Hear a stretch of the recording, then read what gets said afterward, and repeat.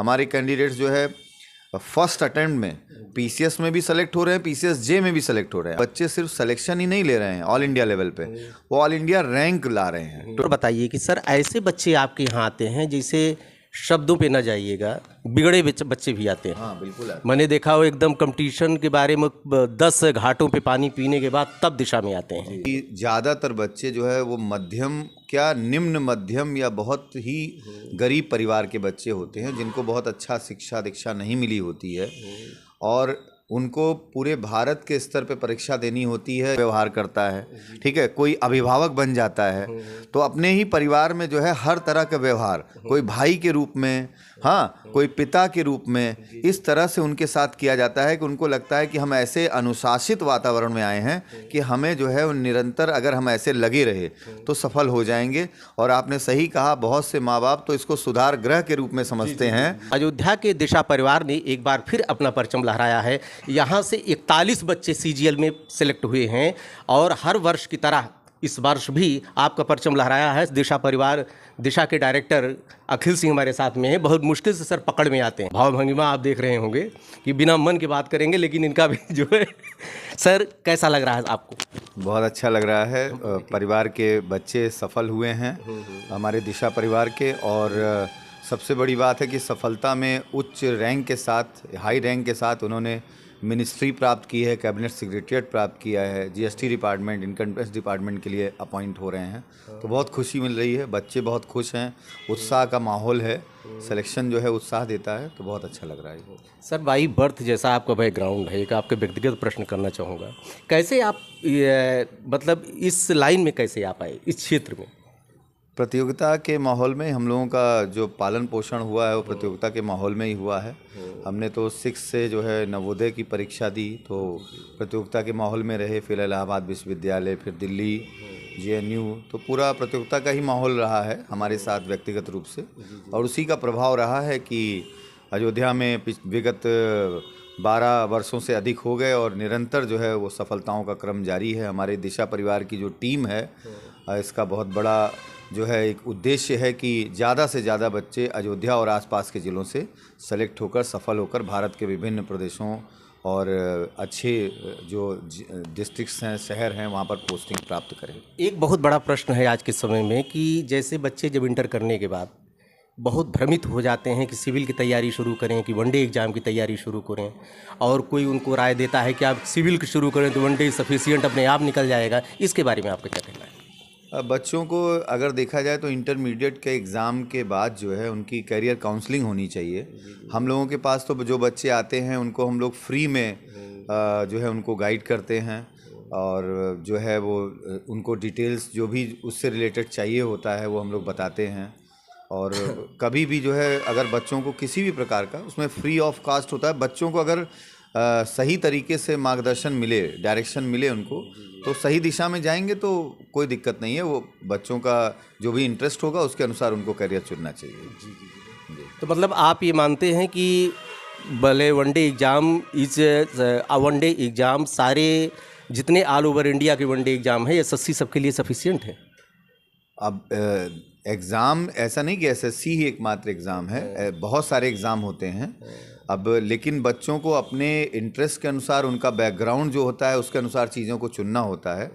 जो इंटरमीडिएट के बाद आजकल बच्चों के लिए 2 सेक्टर बड़े हैं, एक सिविल सर्विसेज का है, दूसरा एसएससी का है।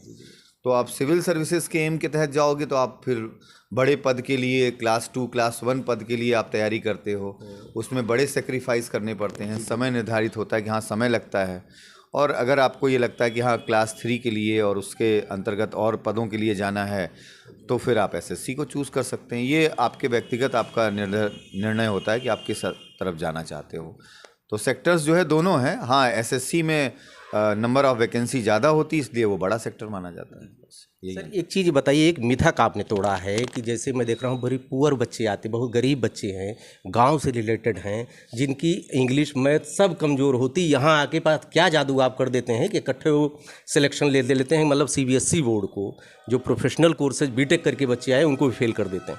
हमारे बच्चे, ये बात बहुत अच्छी बात आपने की है कि ज़्यादातर बच्चे जो है वो मध्यम, क्या निम्न मध्यम या बहुत ही गरीब परिवार के बच्चे होते हैं, जिनको बहुत अच्छा शिक्षा दीक्षा नहीं मिली होती है और उनको पूरे भारत के स्तर पे परीक्षा देनी होती है, इंग्लिश मीडियम के और तमाम बैकग्राउंड के बच्चों से संघर्ष करना होता है। लेकिन जो दिशा परिवार का वातावरण है, प्रतियोगी वातावरण है, वो वातावरण उन बच्चों को इस तरह से तैयार कर देता है। जैसे यहाँ पे जैसे सब्जेक्ट की बात करें, चाहे वो जनरल स्टडी हो, चाहे वो इंग्लिश हो, चाहे वो मैथ्स हो, चाहे वो रीजनिंग हो, सभी विषय का जो है उनको इस प्रकार से बेसिक से लेके टॉप लेवल तक तैयारी कराई जाती है कि उनको जो है, हम लोग खुद यहाँ पे कहते रहते हैं कि आप ऑल इंडिया लेवल पे कहीं के भी बच्चों से आप अपना डिस्कशन करिए, आप ये देखिए, आकलन करिए कि आप क्या कर रहे हो, और उसका परिणाम ये होता है कि अब बच्चे सिर्फ सिलेक्शन ही नहीं ले रहे हैं ऑल इंडिया लेवल पे, वो ऑल इंडिया रैंक ला रहे हैं, 25th रैंक, 44th रैंक, मतलब ऑल इंडिया 25वीं रैंक, 44वीं रैंक, 93वीं रैंक, इस तरह से वो रैंकर बन रहे हैं। तो अब जो है वो सफलता तो दिशा परिवार के लिए अब छोटी चीज़ हो गई है। अब सबसे बड़ा उद्देश्य हो गया कि ज़्यादा से ज़्यादा बच्चे रैंक के साथ सिलेक्शन लें। तो ये भी अपने आप में, वो चाहे सिविल का सेक्टर हो और चाहे एसएससी का सेक्टर, दोनों सेक्टर में ऐसा हो रहा है। हमारे कैंडिडेट्स जो है फर्स्ट अटेम्प्ट में पीसीएस में भी सेलेक्ट हो रहे हैं, पीसीएस जे में भी सेलेक्ट हो रहे हैं। अनन्या शाह उसका बहुत बड़ा उदाहरण है, जिसने पहले ही अटेम्प्ट में पीसीएस जे, सिविल जज है प्रेजेंट टाइम।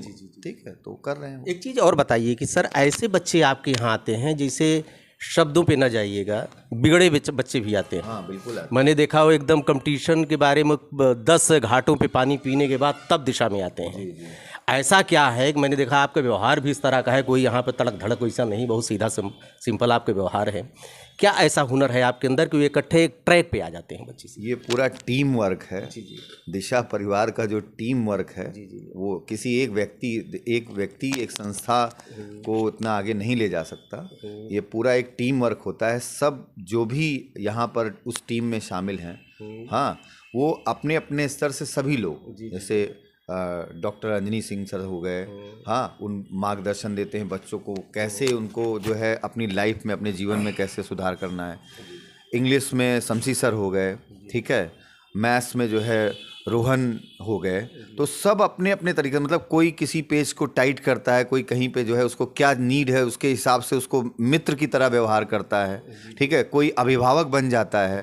तो अपने ही परिवार में जो है हर तरह का व्यवहार, कोई भाई के रूप में, हाँ, कोई पिता के रूप में, इस तरह से उनके साथ किया जाता है कि उनको लगता है कि हम ऐसे अनुशासित वातावरण में आए हैं कि हमें जो है निरंतर अगर हम ऐसे लगे रहे तो सफल हो जाएंगे। और आपने सही कहा, बहुत से माँ बाप तो इसको सुधार गृह के रूप में समझते हैं और यहाँ भेजते हैं, और कई बच्चे तो सेलेक्ट हो जाते हैं तो उसके बाद उनके माँ बाप और उनके परिवार के लोग, उनके आसपास के लोग ये विश्वास नहीं करते कि क्या इनका सही में सिलेक्शन हो गया है, ठीक है। तो उनके रिकॉर्ड्स जब देखते हैं तो उनको लगता है कि अरे वाह, इतना बड़ा परिवर्तन हो गया। लेकिन उसके पीछे जो पूरा वातावरण है, और वो वातावरण बहुत डिपेंड करता है, ठीक है। तो उसमें जो है अनुशासन, और किसी भी हालत में हम लोग जो है क्वालिटी और डिसिप्लिन से समझौता नहीं करते। इसमें पूरी टीम का एफर्ट है, किसी एक व्यक्ति का एफर्ट नहीं होता। एक बच्ची तो सर हमको मिली थी, वो टूट चुकी थी पूरी तरह से, मतलब परिवार से भी वो परेशान थी, फैमिली में उसको कोई सपोर्ट नहीं कर रहा था, दूर दराज से आती थी, उसको जाने में अंधेरा हो जाता था, तो बोलती थी, सर हमको कॉल करके पूछते थे कि सर बेटा घर पहुँच तो गई ठीक ठाक, और ऐसी फाइनेंशियल एकदम बहुत वीक थी। अब आज का समाज इतना गंदा है कि कितना बस संभल के आप चलें, टैग लग जाता है। आप 10 मिनट आप बात कीजिए तो उसमें आपकी कमियां लोग खोजते हैं। कैसे आप इस बच्चों को किस तरह से आप जो है उनको मोटिवेट करते हैं, उनको आगे ले जाते हैं? अगर बच्चे परफॉर्मेंस अच्छा कर रहे हैं तो निश्चित सी बात है हम लोग उनको हर तरीके का सपोर्ट करते हैं। दिशा परिवार में आज की डेट में कम से कम, आपको मैं मोटे तौर पर बता रहा हूँ, 250 से ज़्यादा कैंडिडेट फ्री जोन में पढ़ाई कर रहे हैं। यानी अगर किसी बच्चे को कोई समस्या है, आर्थिक समस्या, तो उससे कहा जाता है, बेटा तुम फीस की चिंता मत करो, तुम परिणाम दो, रिजल्ट दो तुम। और इसके अलावा भी बच्चों को जो है, जैसे लखनऊ एग्ज़ाम देने जा रहे हैं, हाँ, किसी को रूम के रेंट की समस्या है, किसी को कुछ और समस्या है, तो हम लोग आर्थिक रूप से सहयोग भी करते हैं उनको। कोरोना काल में किसी बच्चे को मेडिकल प्रॉब्लम हुई तो हम लोगों ने वहाँ तक सपोर्ट किया, किसी भी बच्चे को किसी भी तरह की। लेकिन बस ये है कि वो बच्चा हमें परफॉर्मेंस, अपना जो सब्जेक्ट परफॉर्मेंस है वो अच्छा करके दिखाए, तभी हम उसके साथ पूरी तरह से सहयोग करते हैं। बिल्कुल। ये है सर अखिल सिंह जी, अभी सर क्लास लेने जा रहे हैं। बड़ी मुश्किल से आप हमको समय दिया और बहुत ज़्यादा आडंबर में ध्यान नहीं रखते हैं। आप कभी भी इनको नाके पे आप देख सकते हैं, सुबह शाम को निकलते हैं स्कूटी लेके, और जबकि बाई बर्थ होता है सोने का चम्मच लेकर पैदा हुए, उसके बावजूद इन्होंने अपने ट्रैक को इस तरह चेंज किया। बधाई हो सर। हमारे पुराने मित्र भी हैं, इलाहाबाद में हम लोग 2-4 साल साथ में थे, इसलिए हमको मौका मिला, सौभाग्यशाली हूँ। धन्यवाद सर एक बार। धन्यवाद, आपको भी बहुत बहुत बधाई हो।